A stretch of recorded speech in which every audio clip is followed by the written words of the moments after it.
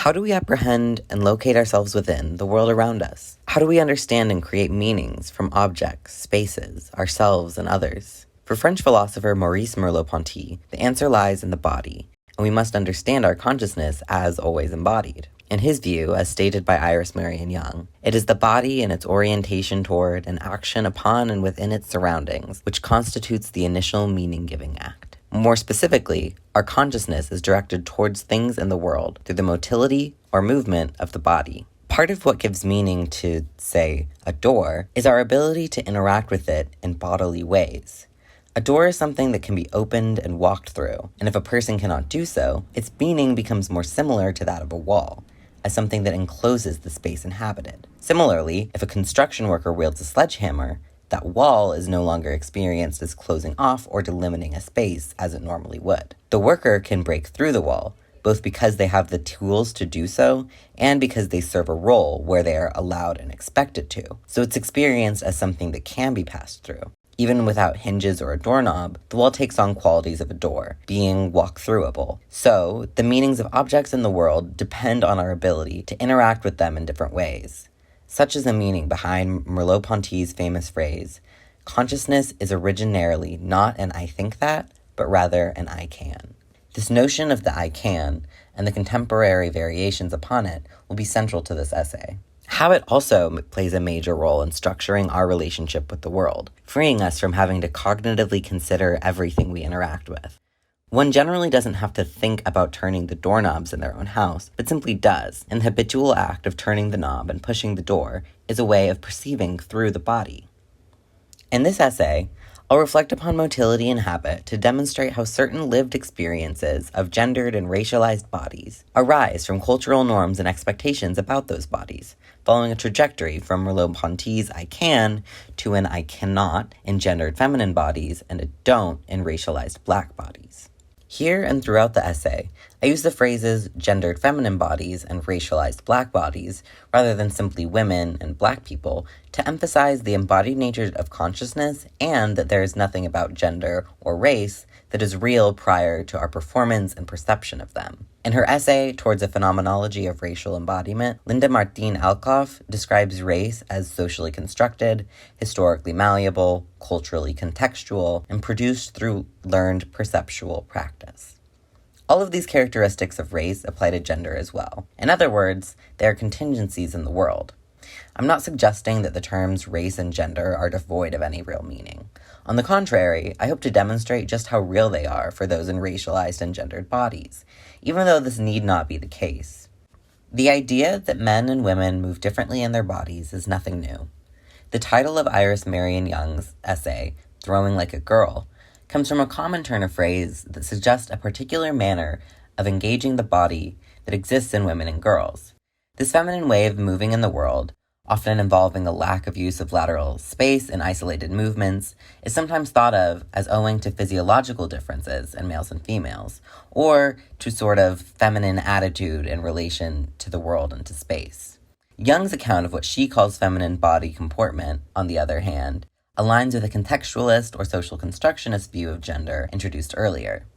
In her words, femininity is, quote, a set of structures and coordinates which delimit the typical situation of being a woman in a particular society, as well as the typical way in which the situation is lived by the women themselves. According to Young, the structures and conditions of femininity cause the feminine body to experience itself as an object. It's felt as, quote, a fragile encumbrance, rather than the media for the enactment of the woman's aims. This experience of the body is developed through the repeated performance of behaviors expected of women and girls. Through family structures, media, interpersonal interactions, and other aspects of culture, the feminine body is often taught to make itself small, and it comes to expect to be treated as an object for men's sexual satisfaction. In Performative Acts and Gender Constitution, Judith Butler notes that performing gender as expected is a, quote, strategy of survival.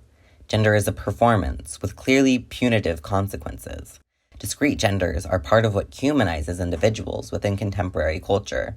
Indeed, those who fail to do their gender right are regularly punished. So, as demanded by the dominant culture, the feminine body frequently treats itself as an object, and through habit, this can become the primary way of experiencing the self. But for Merleau-Ponty, Young notes, quote, for the body to exist as a transcendent presence to the world and the immediate enactment of intentions, it cannot exist as an object. This means that, experiencing itself as an object, the gendered feminine body cannot fluidly express its subjectivity and enact change in the world. Among other issues of ambiguous transcendence and discontinuous unity, which I will not address today, this causes the body to experience what Young calls an inhibited intentionality. Intentionality is the directedness of consciousness, and an inhibited intentionality, feminine bodily existence, quote, simultaneously reaches towards a projected end with an I can, and withholds its full bodily commitment to that end in a self-imposed I cannot.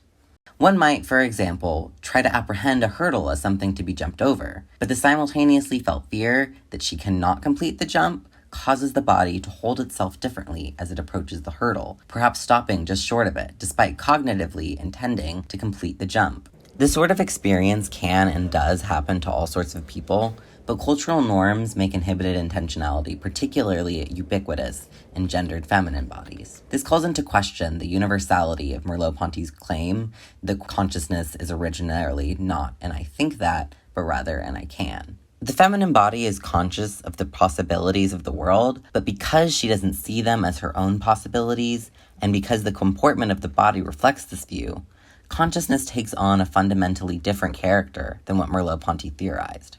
We'll see further deviation from the I can in the racialized black body as well. In phenomenology, the corporeal schema, or body schema, is one's own experience of their lived body in the world.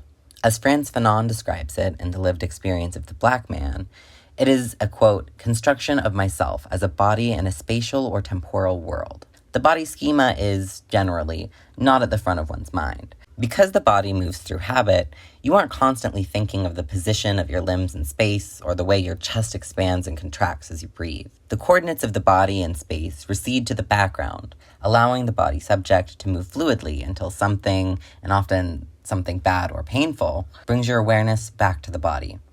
Both Frantz Fanon and George Yancy mentioned that this is exactly what happens when they're met with the racializing white gaze. Yancy describes how the experience of his body changes when a white woman steps into the elevator with him. Quote, I no longer feel expansiveness within the elevator, but corporeally constrained, limited.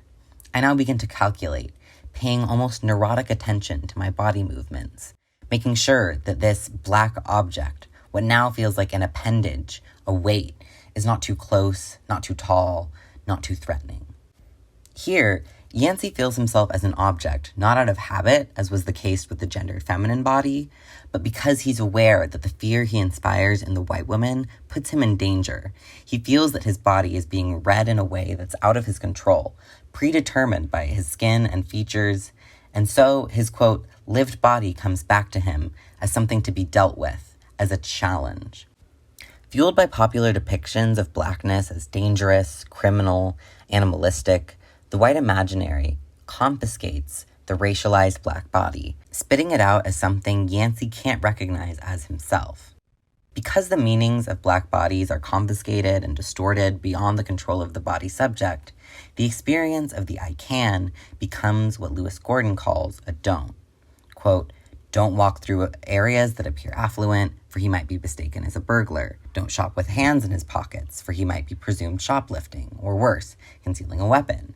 Don't drive an expensive automobile, for he might be presumed to have stolen it. Don't even consider behaving ambiguously in public with a white spouse.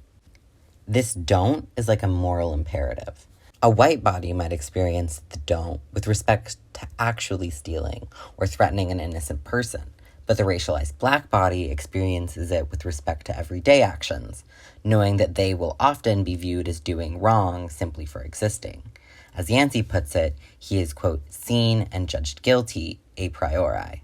Following these arguments, it seems like the black body tends to experience uninhibited intentionality and consciousness in the form of the I can until met with the racializing white gaze.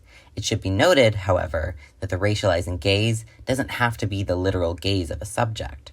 One might experience the same feeling of confiscation when entering a predominantly white space or when noticing a security camera. In these cases, the gaze is a constant presence, always potentially distorting meaning. Even if the space is empty or the camera is broken, the body subject takes up the consciousness of the don't as it braces for the possibility of being misread. I'd like to briefly conclude on the topic of intersectionality.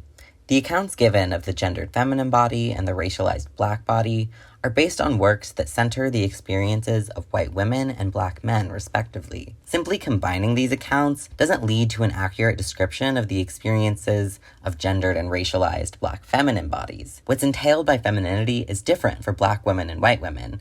Blackness is perceived differently in black women and black men. In fact, Patricia Hill Collins identifies 4 distinct controlling images of black women: the mammy, the matriarch, the welfare mother, and the Jezebel, all with their own sets of expectations.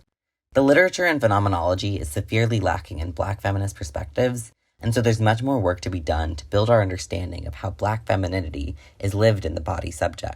What is clear, however, is that there is no one mode of consciousness that can be generalized across cultural contexts and groups. How one apprehends and is apprehended by the world is massively contextually dependent, and we must avoid these generalizations both within academic philosophy and in our daily lives.